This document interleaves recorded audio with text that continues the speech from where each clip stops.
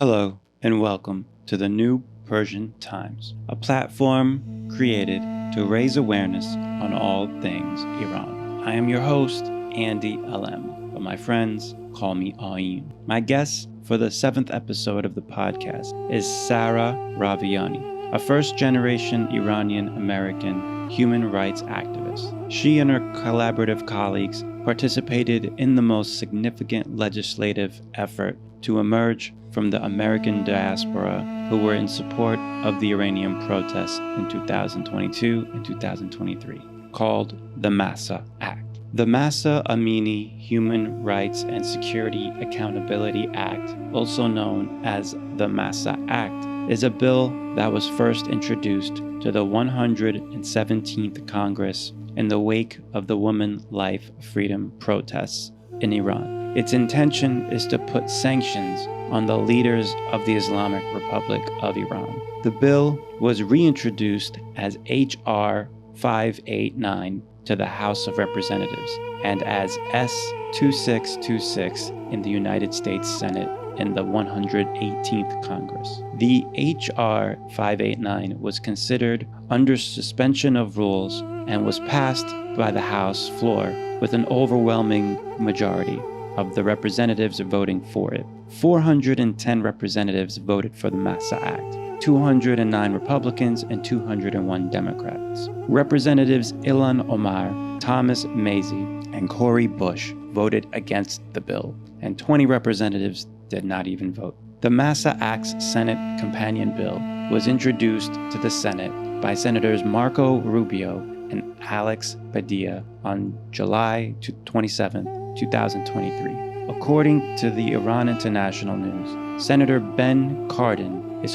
currently holding up the MAHSA Act from being considered for a markup session by the United States Senate Committee on Foreign Relations. In this episode, which was recorded November 19, 2023, just about a month after the Hamas attack on Israel, Sarah and I dove deeply into the complexities that is Iran, along with an overview of the MAHSA Act.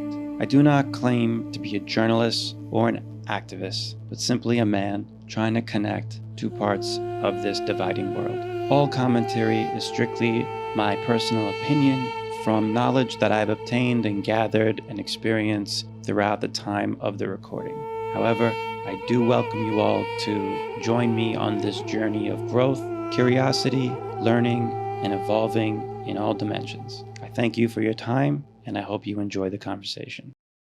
Thank you so much for joining me on this conversation. It's been a while since I've done a podcast with a guest because it's been very heavy and turbulent emotionally and spiritually about everything going on in Iran, and it took a toll on me personally because it put me in the hospital in February of last year, actually. So I kind of took a break. So I recorded a podcast with another guest, which I didn't release. So you're the second one, like months apart. So I really appreciate you spending time with me today. Absolutely. Well, I'm glad you're back. I'm glad to have you, and I'm so glad to be here. Thank you. Thank you. So so just tell me a little bit about yourself, like background, like you were born here in the States and pretty much what led you to the active activities of what brought you to where you are now. So I am an Iranian-American. I was born here in the United States. I'm based in Dallas, Texas. And when the revolutionary uprising in Iran began in 2022, I really felt called to be the voice of the Iranian people, especially to people here in America that may not know the human rights abuses and the situation going on back home in Iran. I felt really called by the young women and the young men, especially. I'm 25, so I am very close in age with the average protester inside of Iran, and getting to know them and their stories really made me feel called to be their voice and to speak for them, because I felt that they were not getting adequate news coverage. I felt like no one really knew their stories, and I wanted to lend a hand as just the bare minimum that I could do for my brothers and sisters back home inside of Iran. So that's what led me to begin advocacy. And it started off as just something that I did to share information and to raise awareness for the people of Iran. And then it turned into something greater. And I embarked on my journey to begin legislative advocacy. And I started advocating for a piece of legislation called the MAHSA Act, named after Mahsa Amini. And we have created a beautiful journey out of that piece of legislation. So that's kind of my background and where this started and how things have ended up. That's amazing. That's amazing. Do you still have family in Iran? I do. I am lucky enough I don't really talk about this, but I grew up in a multi-generational home. I had my grandparents here at the house with me. And so I was very close with my grandparents who lived most of their lives inside of Iran. And I have some extended family back in Iran and I have a lot of friends. So I talk to them and they have the best pulse on this situation, being that they are inside of Iran. But I also have a different perspective, being that I am an American born and raised and I'm a little bit removed from the situation. So I have a different understanding, I feel, than most people do. But that's something that I spoke about recently, was that my grandmother, I always think about her, especially before I'm meeting with lawmakers or before I have an event to go to. I've had several events and meetings and things where beforehand I just my eyes fill with tears just thinking about my grandmother, because I'm not only fighting for the present or for the future of Iran, but I'm fighting for the past and the people that were let down in the past and people like my grandmother. And I said something along the lines of, no one ever told them that the women whose feet they cut from running would give birth to daughters with wings. And that's Ooh, something I like that. it's something I stand by, because I don't think that that was something that the current leadership inside of Iran ever anticipated. I don't think that they knew that this new generation of young men and women were going to change things so significantly and we're going to bring them to their knees. So I think both inside and outside of Iran were able to together work collectively to actually threaten this regime in a way that I don't think that they ever expected. Yeah. Yeah, I think it came as a shock to a lot of people. I mean, I didn't anticipate the where it would end up. So it's a moment to feel proud to be Iranian, especially being first generation immigrant to the parents of Iranian culture. I'm very much like you. I was born and raised in New York City though. So you're in good old Texas, and I'm in New York City. So, but it's the same struggle. It's the same, like when I predominantly white schools, you feel kind of a little a little different per se. But it's nice to know that as we get older, the uniqueness of what we have is just more cherished, I guess, if that's the right way of saying it. But so with the MAHSA Act, would you consider yourself were you like the founder of it? Were you like the driving force behind it? Or was it like a collective thing that you met with other people? Or was that just like this was the genesis came from your idea in terms of moving it forward? So the MAHSA Act, it's HR 589 and Senate Bill S 2626, in case anyone wants to Google it really quick. But no, I am not the founder of it. It was introduced in the House by Representative Jim Banks, and then in the Senate by Senator Marco Rubio, and an original co-sponsor was Senator Alex Padilla. So they are the masterminds behind this piece of legislation that the Iranian-American community really rallied behind. But it was a collective group of, I would say, a small group of us that started thinking okay, we need to do more. We saw, or at least I'll speak for myself, I saw the revolution in Iran unfolding, and I saw the people of Iran. It was specifically when the execution spree began. I saw that people younger than me and people my age, I was 24 at the time, were being executed just for demanding basic human rights and asking for freedom. So I was sitting down and I was like, what am I going to do? How am I going to help? And how am I going to make a difference? And I think I was in a lot of us were in a unique position because I would say that Iranian Americans for the past 44 years, those of us living in the diaspora have been very, very politically aloof. We had other organizations claiming to speak for us, and there was a lot of mis and disinformation being spread about what it was that both the people inside of Iran wanted and also the diaspora. So I saw an opportunity to fill a void ultimately. And it was a group of several of us that said, what, we're going to start getting involved in advocating for this legislation. And I had no idea what that entailed. I had no idea what exactly I was getting myself into, but I was like, what? I need to do more. And it got to the point where I was like meeting with Senate offices and they would ask me like, how long have you been doing this? And I would be like, what do you mean? How long have I been doing this? What are you talking about? And they would be like, well, like, I would just be like, I've been doing this for like the last few months. I'm just an activist. I don't have a background in any of this, but I just got started because I was really inspired by the people of Iran.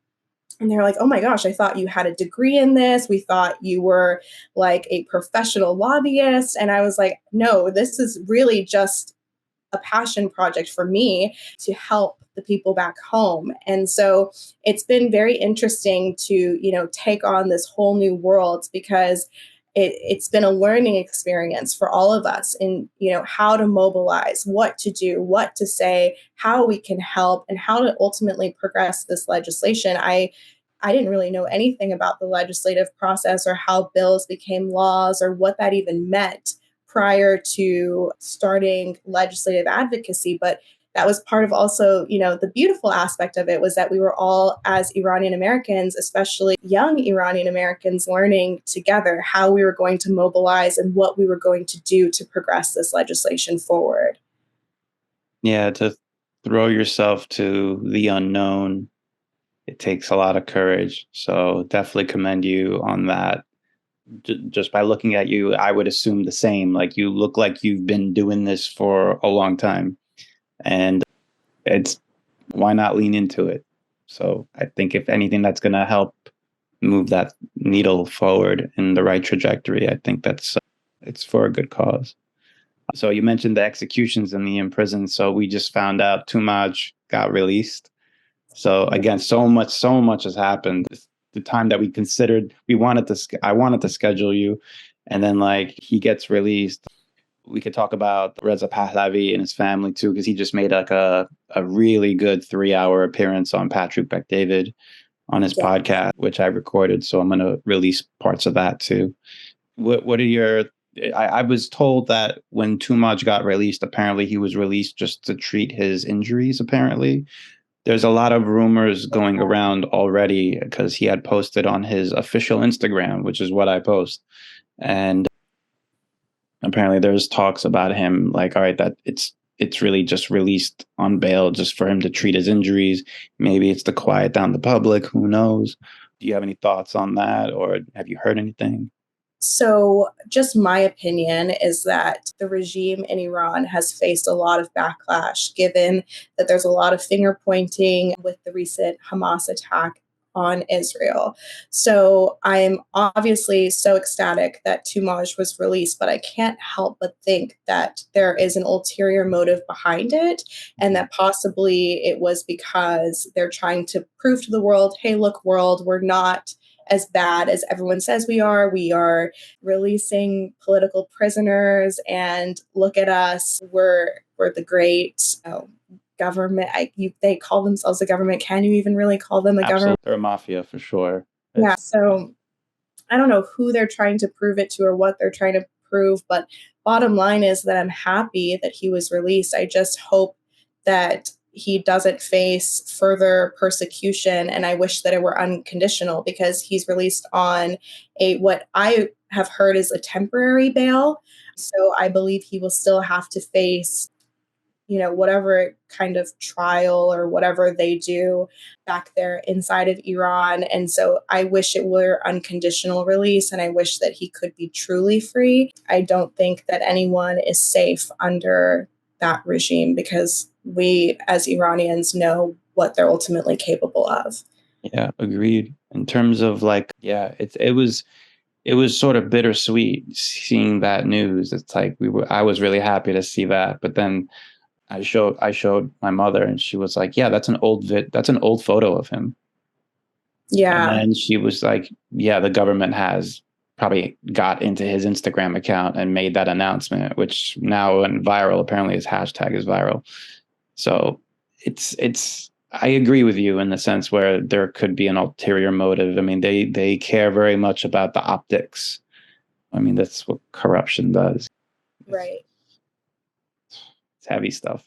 Yeah, it's hard, and that's what makes it so hard about navigating some of this stuff, especially when you're new to advocacy or you're young and you're trying to figure out exactly what is going on. Because I have based my platform on trying to translate everything, all the Farsi news language networks into English. And so being a first generation American and trying to navigate through this craziness has been like one of the biggest learning curves, because you're trying to see like, okay, what's misinformation, what is the correct information, what is real, what is fake. And the regime is very good at psychological warfare ultimately to make us not only pit us against each other, but to make themselves look good and to continue spreading chaos and destruction across not only like at home, but across the entire Middle East. And then here in the States, I feel like there's so much that we have to deal with as Iranians, even though we're so far removed from Iran. So that's been one of my biggest learning curves, but it's been helpful to have people in my life that are older. Like I spoke about my grandmother earlier, my dad has been a big help, my mom, like all of these older Iranians that lived inside of Iran and can give firsthand experiences as to what it's actually like there and what they experienced while they lived in Iran. And I listen and I try to learn from them, and I just try to get a good pulse. Like I said, I have some extended family there, I have some friends there, and I try to understand based on their perspective where they're at, what they're thinking, and I try to just echo that on my platform as best as I can, because it's really hard to navigate, and I'll be the first to admit that it's just difficult. It's very difficult. I even tried to do the translation on just the videos that I've created, and I read at like a second grade level, not even basically first grade. And it takes a whole different brain power to do that, because our language has a lot of nuance too. Farsi is very nuanced. So, and it's always rapidly evolving and changing, like certain slangs, like every 3 to 5 years, the whole country changes in terms of like the way people speak, the way they dress, in terms of a culture. It's rapidly evolving. And it's very unfortunate, because I have a cousin that I'm relatively close with that's still in Esfahan, and he's telling me it's struggling. It's the people that are really struggling. They're doing what they can to make ends meet, but when you have a government that's completely mismanaged the whole country, it's like, what do you expect it to happen? Going back to the MAHSA Act, are there specific details in the legislative bill that can, I guess, maybe like what does it actually entail? Like, what is it like?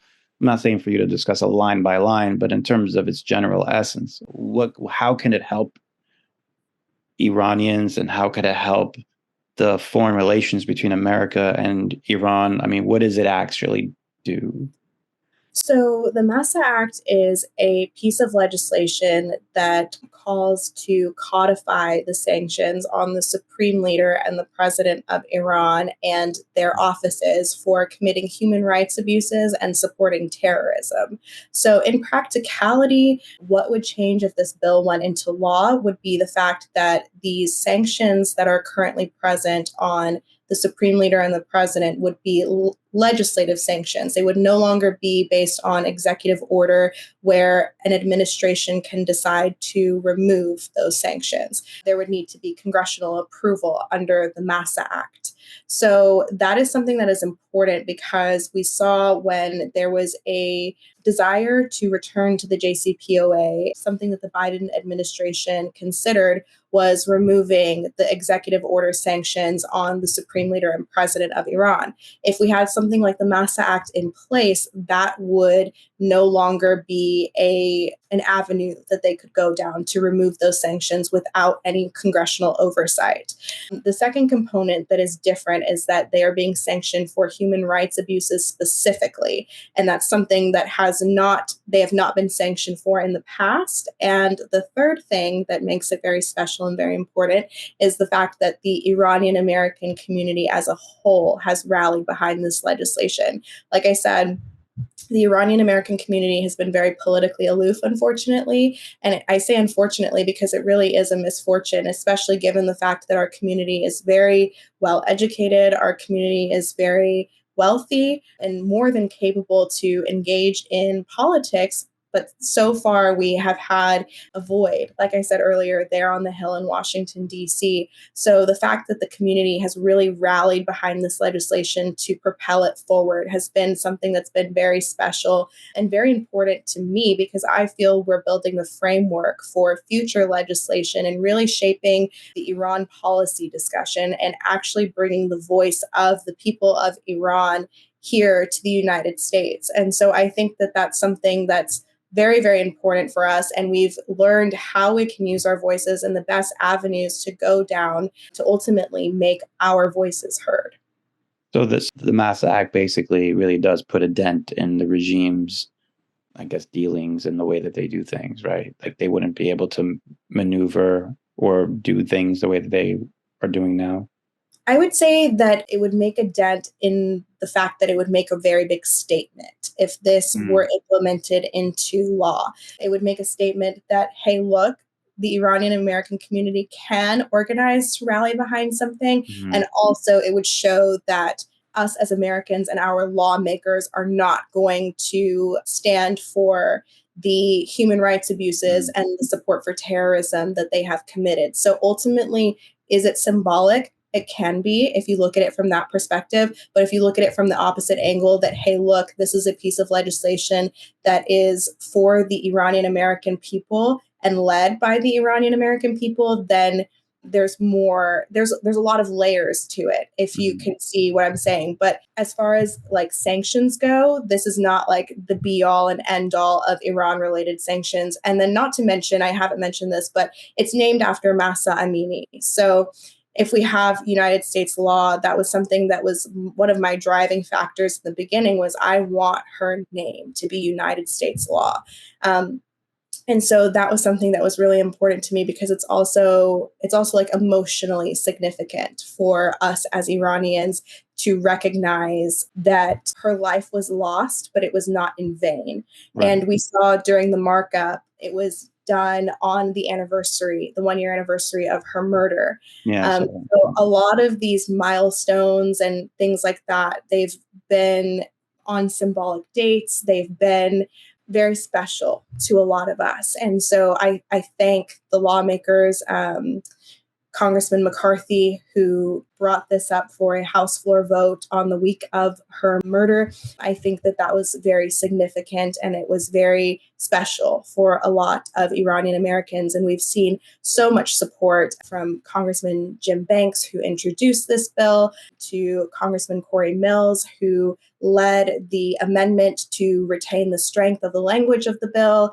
to Congressman McCall, who's the chairman of the House Foreign Affairs Committee, who has just said, some very, very wonderful and supportive things about the people of Iran, and has supported us in this process to like politically mobilize, I would say. So we've had some very, very special members of Congress who have really stood by our side, and I'll never forget all the support that they've shown us along the way. That's great. Well, shout out to all those names that you just mentioned. Do you, by the way, just side note, for some reason, apparently I'm on like the free trial of Zoom. So it says I have 5 more minutes, but if it ends, I'll just send you another link again. But I want to just use the last remaining minutes for this video real quick. Have you noticed and observed that the MAHSA Act has been mostly bipartisan, or has it been leaning more towards Republicans, Democrats? Like, who's really like behind it?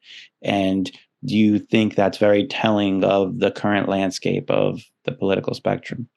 It is. So we've seen that the current landscape of domestic politics in regards to Iran, it has been very hyper partisan. We've seen on the left, Democrats have been historically known to want to sort of appease the regime in Iran and its leadership. And then we've seen the polar opposite on the right. And we saw that with the MAHSA Act as well. In the very beginning of our advocacy, the Republicans were very eager to join on as co-sponsors and to support. And in fact, all of the members of Congress that I just named were all Republicans.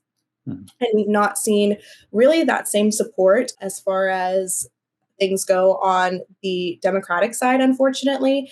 But I always say this, and I wish that it would come to fruition at some point, would be to see it shouldn't be a hyper-partisan issue. Iran policy should be a non-partisan issue. Everyone should agree that the regime in Iran commits human rights abuses. The regime in Iran abuses its people. The regime in Iran abuses the people of the entire Middle East. And so we should want to hold them accountable. That should not be a Republican ask or a Republican talking point.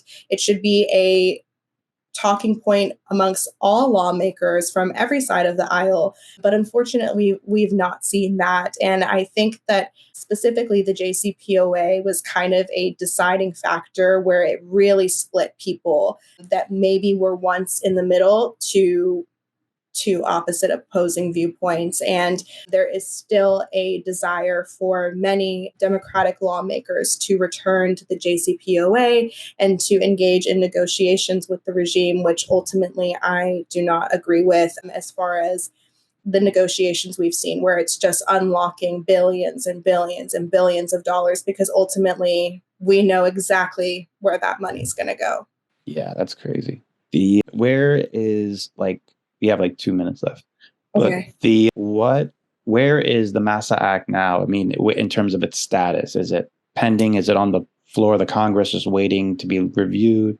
It's in the Senate. It's on Senator Cardin's desk, and we are waiting for a markup. Unfortunately, we have not seen any movement since Senator Cardin has assumed the role of FRC chair. There has been no legislation that has passed through the Senate, has gone for a markup. And so we're in this like Senate purgatory where we really need Senator Cardin to pay attention and to mark this up and to see it progress in the Senate the same way that it did in the House. But unfortunately, we are in that waiting period. Okay. So we have to wine and dine him, basically. We gotta wine and dine him. Gotta wine and dine him. The good news is that we do have 7 Senate co-sponsors. It's 4 Democrats and 3 Republicans. So again, we're seeing that good bipartisan split, which is also interesting given the fact that historically we've seen what I mentioned earlier. But when it comes to the MAHSA Act, we've seen some good bipartisanship. And that's something that I hope to see going forward in Iran legislation. Yeah, I mean, 44 years. I mean, I think the regime has done giving the devil its due, they've played a remarkable chess move on the landscape of American politics. I mean, they played them like a fiddle, and it's almost like the American politicians are kind of backed up into a corner. They don't know what to do because it's hard for the good people to kind of rise up because the regime is really good at knocking them down. So it's almost like they're held hostage in a weird way because they have the oil, they have the power, geopolitically, they're closer to Russia. It's very complicated. It's very complicated. So that's the whole point of this conversation, is to kind of deconstruct and unpack all the layers of complexity into a healthy form. Yeah. So I think a lot of times we can feel that our voices are really inconsequential and insignificant. But I have a best friend who's also a human rights advocate for Iran, and she tweeted to Elon Musk, I believe on Friday. And guess who responded to her today? It was Elon Musk. That's and so cool. You think and these are not coming from voices that have like hundreds of thousands or millions of followers. These are average, everyday advocates just like you and I, who are in college, we work, we have regular lives outside of this. There's no difference between all of us and lawmakers and important people inside of this world. And I think that that's something that Iranian Americans really need to realize. And we need to make our voices heard. And I think Twitter is a great avenue of doing so. A lot of X. these X. A lot of these important voices are on X, and there's lawmakers, there's really important figures, there's celebrities, and these are all the people that we really want to get the ears up to spread the awareness about what's going on inside of Iran. And it's a great way to ultimately make your voice heard. Instagram is great, but I feel that if you really want to target lawmakers and key political figures, you really got to move over to Twitter, which is where I have seen a lot of this political discourse that we've been having. That's where I spend most of my time. And I really encourage people to get out there and get on Twitter. So yeah, I want to make the move from Instagram to X because the reason I was one of the earliest users of Instagram and I loved it because I was a photographer. It was cleaner than Facebook. It was less words, and now it's nothing but words and ads. Every 3 stories I swipe on, there's at least 2 or 3 ads now. So I like that about what Ilhan did on Twitter, and he wanted to go a more hardcore direction. He's like a tough guy, and I like that. I'm of an older generation, not that older, but like I like it's got to be like a little rugged. So yeah, you recently attended the NUFDI conference, which is again, what does it stand for? National Union for Democracy in Iran. Okay, now is that a nonprofit? Yes, it's a nonprofit. All right. So I can just the way that it's presented to me, I associate that as like the opposite end of NIAC. It seems like they're like a NIAC, but they're on like the right side of history, at least from what it seems like. So I don't know much about it, but that's just the way that I interpret them to be. They seem like they're doing a pretty good job. So feel free to tell me about the conference that you attended over there. Sure. So NUFDI is a nonprofit, nonpartisan organization aiming to bring the voice of Iranian Americans to Washington, D.C., ultimately to mobilize our community and to provide, like I said earlier, a void where it was once occupied and dominated by the likes of regime apologists. Now have everyday Iranian Americans making their voices heard. And it's really ultimately, I can say, for myself speaking, thanks to NUFDI, they really did empower me to really get going on this legislative journey, and they held my hand every step of the way. A lot of the resources that I need, the expertise that I needed, it really, really empowered me, and I can't thank them enough for what they have done for not only me, but for our community. It's been very, very monumental and very rewarding. And so I had the pleasure and the honor of being a panelist at their Iran conference that just passed last month in October. And I got to speak on the role technology has shaped the Iranian revolutionary uprising, specifically with the youth inside of Iran, and then also us as Iranian American first and second generation activists. So I got to elaborate and to touch on that and to have a conversation about how we have ultimately used technology to not only mobilize within the country inside of Iran, but also outside of the country here in America. Yeah, it's almost like this war. I mean, it really is a war that's on multiple fronts. You got the cyber front, and then you got the psychological front, which I associate with the religious front too. So religious, psychological, cyber. So it's very complex. What you mind sharing some talking points of what you had discussed on the panelist in terms of technology and how, Yeah, so I talked mostly about how politics, it's not something that I was ever really interested or involved in. And I think that's something I spoke about with you earlier as well, is that human rights is what really got me involved in the revolutionary uprising in Iran. And that's what really called me to be a voice. It's not because I love politics or I love talking to lawmakers or I like spending a lot of my time in DC. It has become a source of enjoyment for me, but it wasn't my daily life prior to what happened in Iran in September of 2022. I lived a very normal, regular life. I, had gone to college, I was working, I was doing, normal things that a 24-year-old does. And then when the revolution began, I got to see for the very first time the women, especially the women of Iran. And I say women, but really they were teenagers and they were, Younger, yeah, very young. Yeah, kids inside of Iran ultimately. And I got to see for the first time, I'm very young, but I still remember a time when it was common practice to use calling cards to call back home inside of Iran. And there really wasn't a whole lot of communication.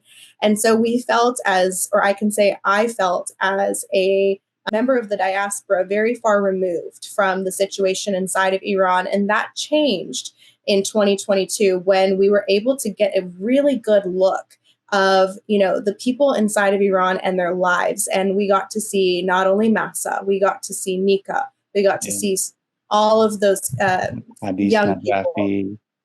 Kian, Pierre Falak, all these people. Their names still haunt me to this day. It's really sad. I know. I can hear their voices. I still remember, and oftentimes when I'm speaking about them to my audience or writing a tweet or something like that about them, I know all of their stories by heart. I don't even have to Google them because that's how connected I felt to those voices and to those stories. And I feel that was the very, very first time that I got to experience that as someone in the diaspora. I got to see those kids. And then on the reverse, we heard people inside of Iran talking about, hey, look, like we're getting to see what it's like outside of this, what the teenagers in Los Angeles get to live like, what the teenagers in New York City get to live like.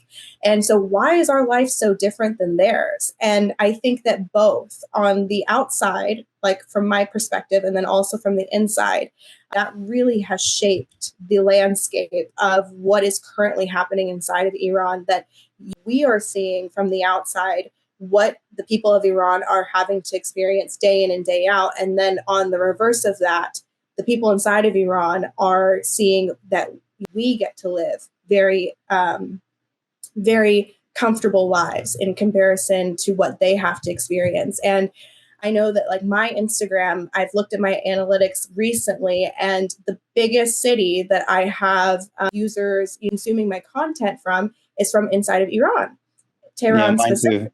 Yeah.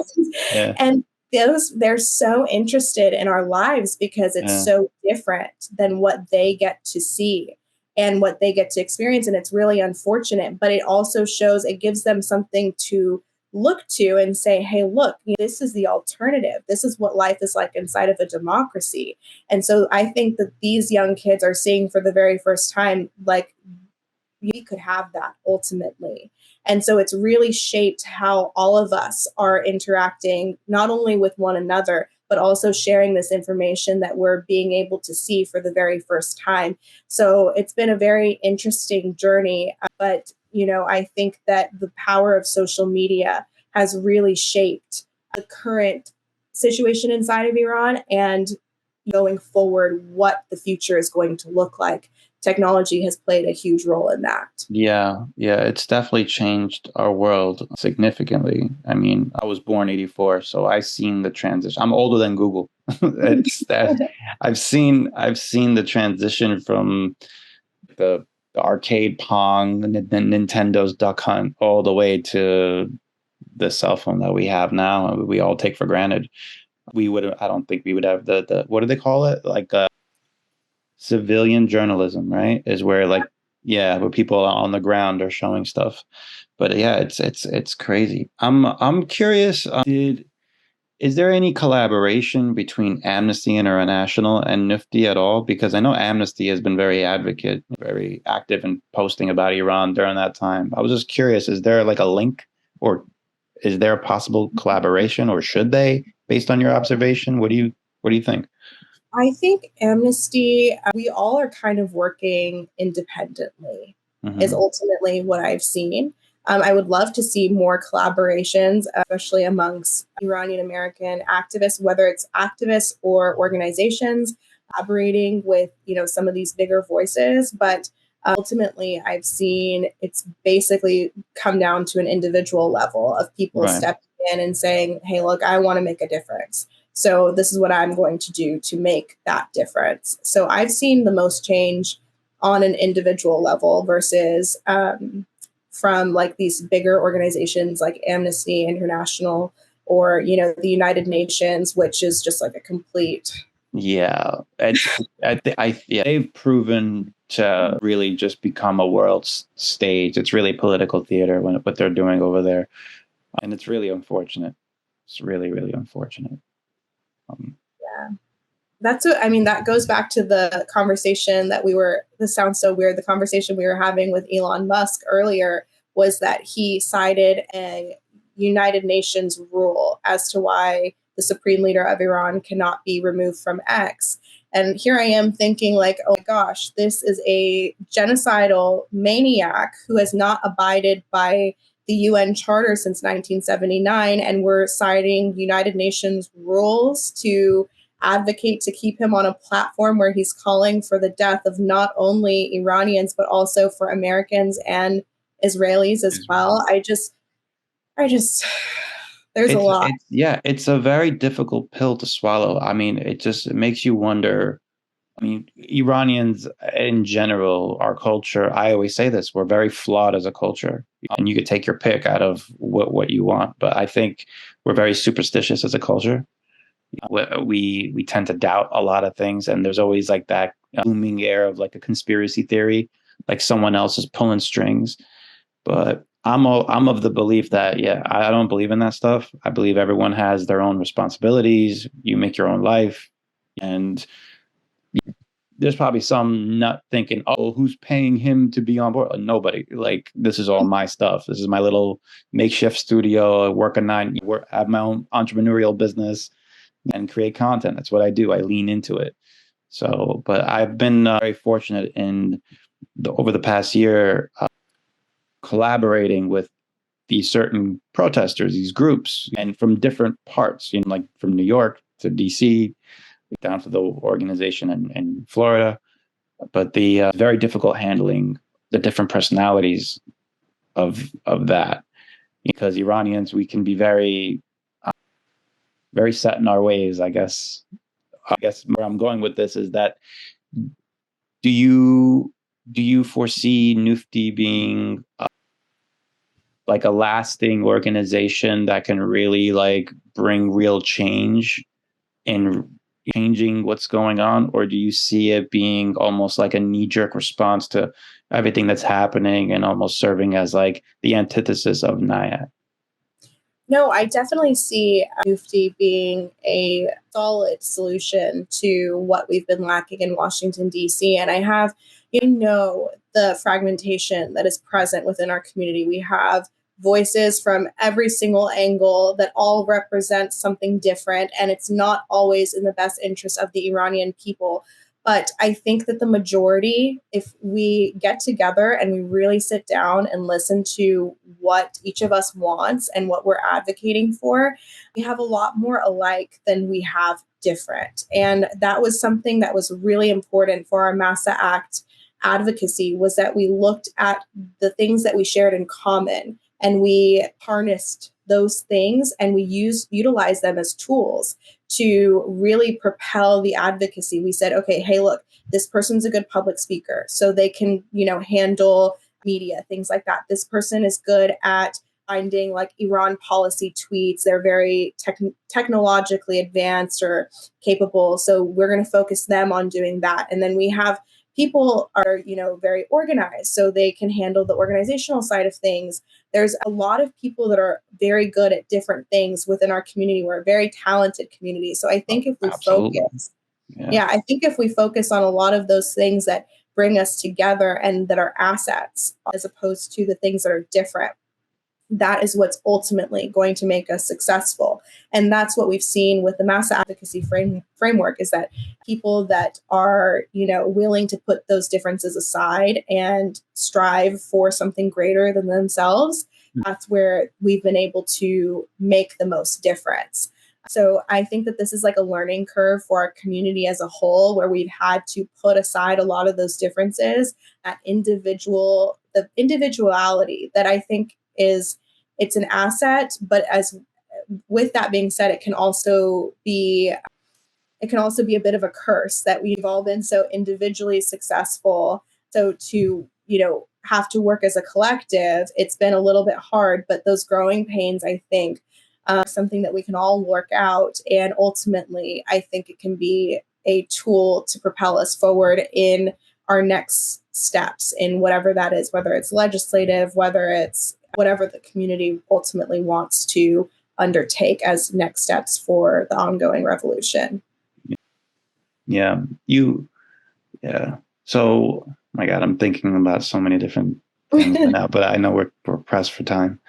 Maybe I'll get you back on another time. Maybe we'll, see the progress of these progress as well as yours with MAHSA Act. And is there anything outside of the MAHSA Act that you're ambitious and hopeful for? I'm really ambitious and hopeful just to see the community politically mobilize. Aside from the MAHSA Act, I think that raising our voices and working together to be heard as a collective is very empowering, and it's something that we have to do a lot more of. We're just like here on those very baby steps, and the MAHSA Act was like a stepping stone for us to get our feet wet. And I really feel that going forward, we have the tools and we have the network of people to create something bigger, to make our voices heard. So I'm hopeful for that. I'm also hopeful for, the people inside of Iran. I think that they have a very hopeful future if we can just get rid of the current regime. I think that that's going to take a lot of work from both the outside and also the inside. And I think that we were getting closer. I think that there's some people that feel really, really hopeless, but I encourage everyone, if you're listening, not to feel hopeless. We are just getting started. And I think that you can't count out the youth of Iran, inside of Iran, or outside of Iran. And I think ultimately we're going to be the ones that make that difference and make the change. That's very well said. I really appreciate the optimism. I know just for myself, there's been moments where I just felt like the light at the end of the tunnel was getting dimmer and dimmer, just based off a not so recent collaboration I had. It's almost like, what are you doing? Like, I'm collaborating with you, and yet I'm being put down. It's like, this is how you want to put our people up. It was very weird, but it's nice to hear you say that. I promise. And I'm not being blindly optimistic. I'm being truthful when I say ultimately light will overcome darkness. I truly believe it. Yeah, I believe it. I believe that too. I have my days, but I do believe that too. One question that I thought about, this fact-finding mission that Nazanin Noor and I believe like 3 other women celebrities were like advocating, that got passed in the UN. Has there been any talks about that at the NUFDI conference? Like, what's the status with that? Like, it was nice that they were able to mobilize and get something done, but there was like no follow through. Like, unfortunately, I'm not. I watched that progress, and I saw that our community had mobilized to get over like 1 million signatures. Yeah, which was great, by the way. It was huge. Yeah. It's almost like, what happened now? Like, who's really going out there? Like, what's going on?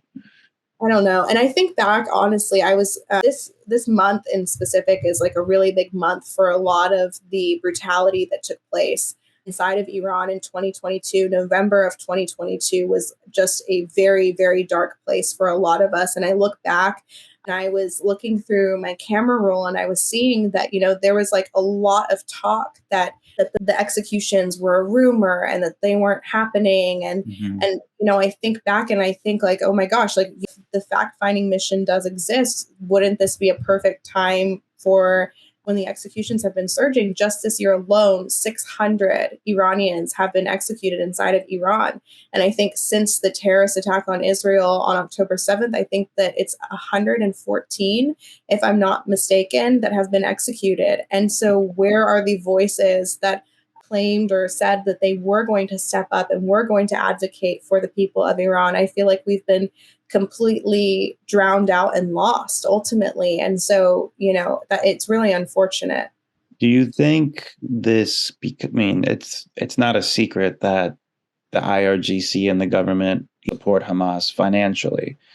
Who knows, in other ways they must support them. With the world's eyes on Israel-Palestine, how do you think this affects Iran from, I guess, this perspective of being on the American side?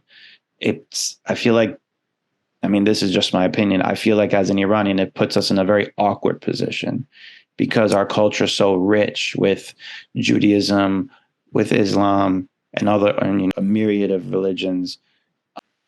I almost feel like when the world's eyes are averted from Iran, this is where the atrocities happen the most. I mean, we see it obviously, but if I'm an evil dictator, if everyone's looking that way, I get to execute all these people that I wanted to get on my hit list. So this has been my fear, and I just was wondering what you thought about Israel-Palestine conflict as a general, and how does that integrate with or influence the U.S. policy and bridging the gap between America and Iran? Oh my gosh. Well, I could talk about heavy this. Question. I know it's a heavy question, but I mean, you could try your best to answer. I'm just curious to just get your perspective. I could sit down for like 2, 3, 4, 5 hours talking about just this conflict alone, but maybe when we have the live podcast. Yeah. In short, I will say that the people of Iran have been chanting since 2009, no Gaza, no Lebanon, I sacrificed my life for Iran. So inside of Iran, I think that there is an obvious divide between the leadership and the people. The people are tired of the resources and the wealth of the nation being diverted to fund terrorist activities, not only by Hamas, but Hezbollah and all of the other terroristic entities have ultimately been empowered by the regime while the people of Iran are suffering. So it's not surprising to me to see continuation of those chants and of the people of Iran really turning their backs on anything that the regime supports. And I think we've also seen that shift in the diaspora. I see a lot of the diaspora turning to support the Israeli cause and the people of Israel, because I feel over the past year, that's who we've seen the most support from. I can speak on a personal basis and say that much of the support that I have received has been from people of Israel and Jews. And I feel that we have a very special connection. And I've seen that, over the past month since the regime in Iran launched basically a proxy terror attack on Israel via Hamas, I think that the Iranian community and the Israeli community has ultimately become stronger, and the bond amongst us has become closer. And I see it all the time. I get to talk to people inside of Israel, and they are so thankful for the support of the people of Iran. And so I find that very interesting, because I feel that the regime has taught the people of Iran and Iranians that we're supposed to hate Israel. We're supposed to, they're the devil. They're the bad guys. America is the bad guys. America's the terrorist. Israel's a terrorist. Yeah. Right. From their perspective, we're the enemy. Yeah. Right. And I've seen that people inside of Iran and the Iranian diaspora has completely rejected that, completely and fully rejected that. And so it's been very interesting to try to navigate that. But then, like you said, when the world is focused on Israel or Gaza, it turns it takes a spotlight off of the people inside of Iran, and they're getting executed. They're being tormented in the streets. I've seen they've recently re-upped the hijab enforcement. And so I've seen from women inside of Iran saying that they're scared to even leave their apartments. They can't leave their apartments, that they're really, really, really struggling. And no one is talking about those stories. And so that's why I feel now more than ever, I know that a lot of Iranians are very, like you said, discouraged, and a lot have stopped speaking out. But this is the time when we really could use those voices to come back and to join in and be a voice for those inside of Iran, because our community outside of Iran is pretty small. And so we really need all hands on deck to be their voices when, it's lacking media attention, it's lacking attention from celebrities, it's lacking attention from a lot of people. But on the flip side of that, we're also seeing from lawmakers. When I was in Washington, D.C. last month, it was very shortly after the Hamas terror attack on Israel. And there was like a renewed interest in Iran policy and wanting to hold the regime accountable. And it was the first time I felt that I had been to Washington, D.C. over the past year where there was actually an interest in Iran policy.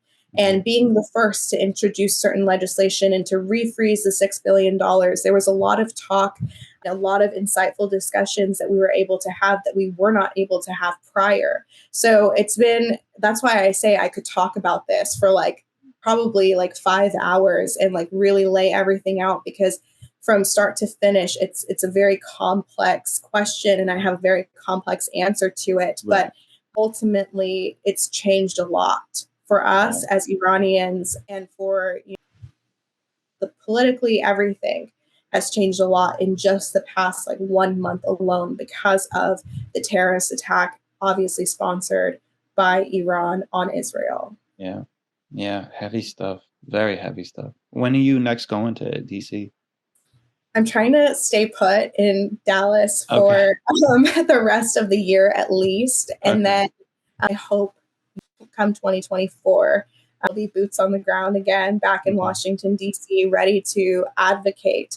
I just don't have any specific dates, but anyone that wants to keep up, you can find me on all social platforms, just Sarah Raviani, and I update all of my travels and my experiences. I try to do my best to make sure it's all documented. Yeah, I mean, I'm in New York, so DC is it's like a 6-hour ride. So I'll be in touch. Obviously, we're in touch, and I'll bring the camera, we'll set it up, and we could actually have a sit down, we'll have a discussion, and we could really unpack this, because I'm learning as this stuff too. I mean, I know it's just interesting how much has changed, but back in my generation, which wasn't that far ago, it almost seemed very inappropriate for us as kids to speak back against the parents. Mm-hmm. We have that in our culture, and it gets to a point where it's like, all right, kid, be quiet. What do you the adults are speaking? We know better, but our parents' generation really messed it up, and even they say it, they admit it. And I think it took some time for them to realize, wow, things are never going to change. 44 years is a long time.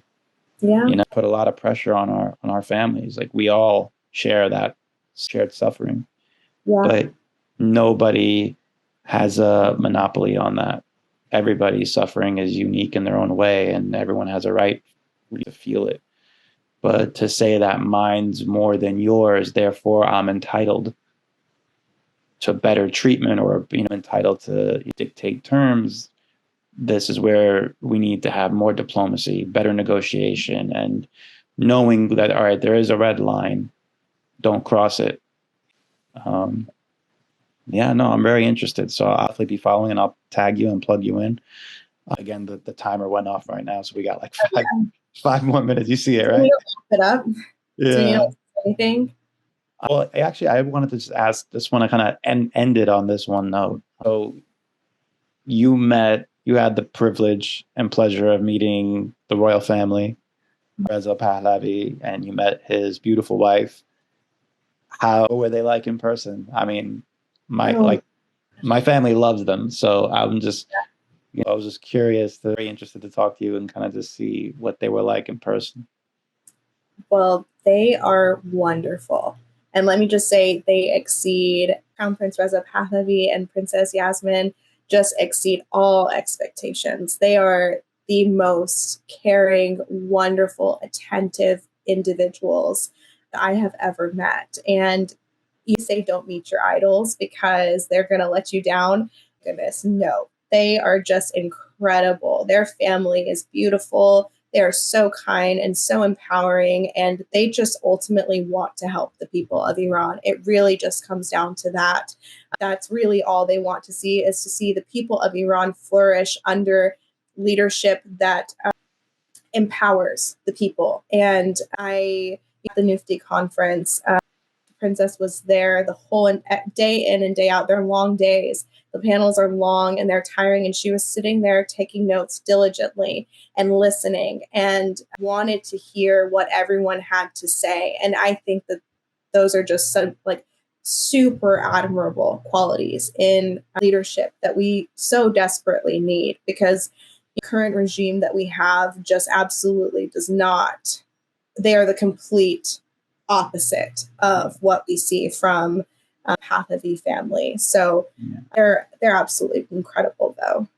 They seem like really nice and genuine people, and I just don't understand the propaganda against the family. I just don't understand it. I mean, anyone with half a brain, half a heart, or a shred of common sense can see them for who they really are. So they seem like really genuine people. I hope life grants me the opportunity to meet them at some point. So, but it's really, really cool that you got to meet them. So I just wanted to kind of get your input on that. They're beautiful, wonderful family. Cool. Well, is there anything else you want to discuss? We have 3 more minutes, so if there's anything to plug in. I want to say, keep calling your representatives, call your senators, and ask them to co-sponsor the MAHSA Act 2626. And please keep pressuring Senator Cardin to mark up this legislation. Your voice is more important than you, and we could use all of your help. So that's all I wanted to end on. All right. I'll be sure to post that, retag it, and all that good stuff.